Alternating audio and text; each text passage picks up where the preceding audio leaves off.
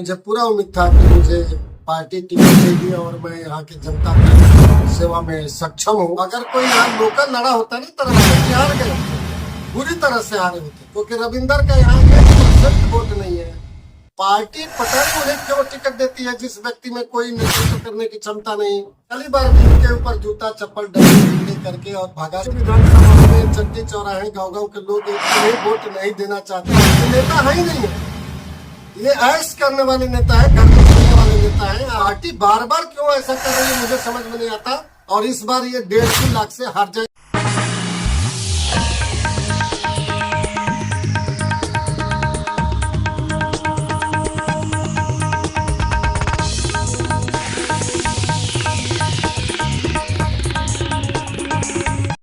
राजेश कुमार सिंह कुशवाहा भाई जी, लोकसभा सलेमपुर के लिए ये मेरी तीसरी बार दावेदारी। 19 में जबरदस्त तरीके से दावेदारी था और मुझे पूरा उम्मीद था कि मुझे पार्टी टिकट देगी और मैं यहाँ की जनता के सेवा में सक्षम हूँ। राजेश जी, आपसे पहला सवाल, 2019 के भी लोकसभा चुनाव में आपने दावा किया था कि बीजेपी से सलेमपुर लोकसभा क्षेत्र के लिए आपको टिकट मिलने जा रहा है। आप लगातार जनसंपर्क में भी रहे थे, लेकिन बीजेपी ने आपको टिकट न देकर के वर्तमान सांसद रविंद्र कुशवाहा को ही टिकट दे दिया। 2024 के भी चुनाव में आप लगातार जनसंपर्क करते हुए लोगों से दावा करते रहे हैं कि 2024 में बीजेपी द्वारा मेरा टिकट इस बार कंफर्म है, लेकिन आपके इस दावे के ठीक उलट बीजेपी ने फिर से वर्तमान सांसद रविंद्र कुशवाहा को टिकट दे दिया। तो क्या कहेंगे इस पर?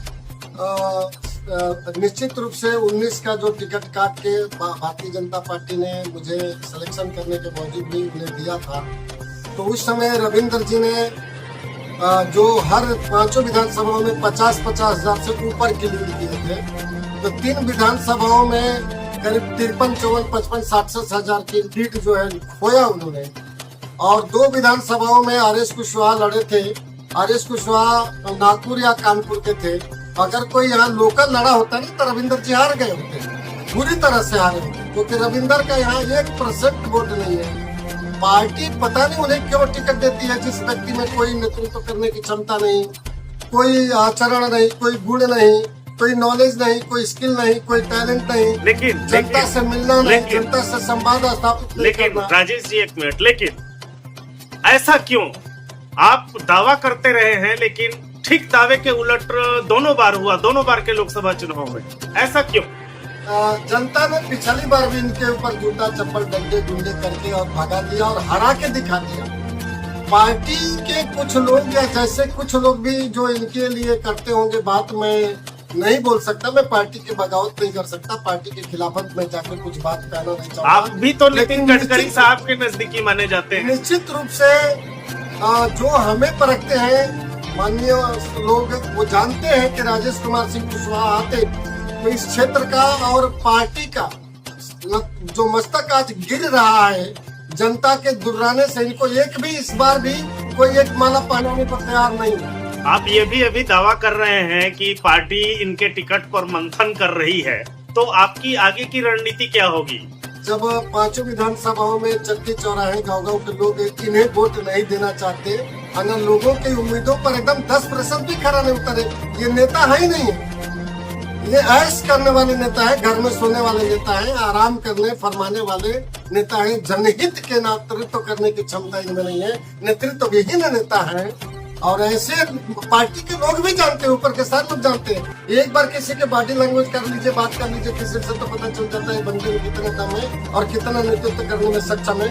पार्टी बार बार क्यों ऐसा कर रही है मुझे समझ में नहीं आता, और इस बार ये 1.5-2 लाख से हार जाएंगे। मैं 5 विधानसभाओं में तब भी घर घर गया था, गाँव गाँव चट्टी चौराहा गया था, और अब अभी जा रहा हूँ, मिला है तब अभी जा रहा हूँ, और नहीं मिला था तब भी गया था। मुझे हर आदमी करे कि राजेश भैया किसी तरह टिकट ला लीजिए, निश्चित रूप से जिता देंगे, भारी मतों से जिता देंगे। आप भी अपने आप को एक निष्ठावान भाजपा कार्यकर्ता के रूप में दावा करते रहे हैं कि मैं बीजेपी का कर्तव्यनिष्ठ सिपाही हूँ। आप क्या करेंगे? बगावत करेंगे या भारतीय जनता पार्टी का प्रचार करेंगे क्षेत्र में? निश्चित रूप से मैं नागपुर से संघ से जुड़ा माननीय गडकरी साहब और फडणवीस साहब के मैं मित्र हूँ। उनके साथ राजनीति सीखा और उनके आशीर्वाद से 12 में सर ने भेजा और मैं 88-89 से वहाँ पर कार्यकर्ता था और मैं जिला उपाध्यक्ष रहा, महामंत्री रहा, तालुका अध्यक्ष रहा और विदर्भ का प्रेसिडेंट रहा, विदर्भ का वाइस प्रेसिडेंट रहा, बहुत सारे पदों पर रहा। उन्होंने भेजने के बाद से निश्चित रूप से तब से लेकर आज तक है ना, मैं आज लगातार 2004 में चंद्रशेखर जी के खिलाफ रहा, 9 में जो है मैं ऑलरेडी बीएसपी से टिकट आके मांगा था, 7 से ही मेहनत किया था। तो ये क्षेत्र मेरे लिए नया नहीं है, मेरा कर्म क्षेत्र यही है। मैं वहाँ से मैं इंजीनियरिंग करने गया, मैं इंजीनियरिंग करने के बाद वहाँ सेटल हुआ। मेरा आज भी घर है, मेरा परिवार वहीं पे है, मेरा बेटा बेटी सब डॉक्टर इंजीनियर है और मैनेजर है। मैं रणनीति मैं ये कहना चाह रहा हूँ कि सर मैं पार्टी के 35-38 साल से कभी किसी भी तरह से पार्टी के अगेंस्ट में मैं कुछ भी नहीं कहा हूँ और न गया हूँ। मुझे मेरा हकदार मैं हकदार हूँ कि बाहर को ला करके हर बार क्यों पटकना जा। मैं आपका पार्टी का कार्यकर्ता ही सक्षम है काम करने से लेकर के, पार्टी के लिए वफादारी निभाने से लेकर के।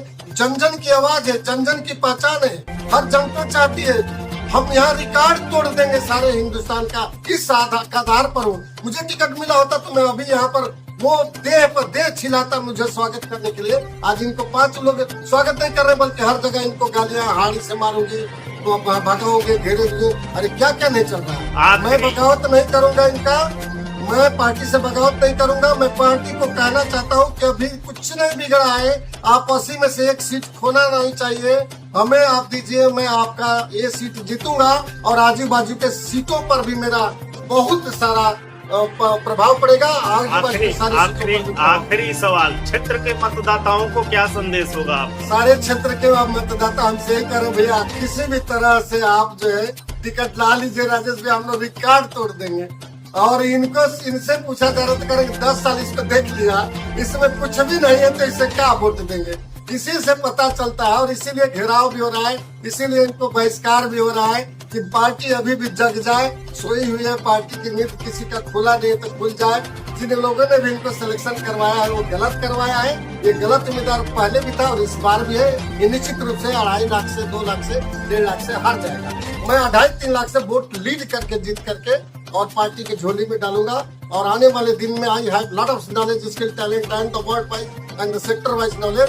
दैट्स मैं प्रूव करूंगा कि हम पार्टी के लिए बहुत ही जानदार कार्यकर्ता हूँ। 38 साल हमने पार्टी के लिए खोया है और जरूर सलेमपुर क्षेत्र के एक कद्दावर नेता को देगा। अगर पार्टी मेरे ऊपर हाथ रखती है और देती है तो पुनः मुझे मिलना चाहिए। मुझे पूरा उम्मीद है, मुझे पार्टी देगी तो किसी भी तरह की बगावत नहीं करना है।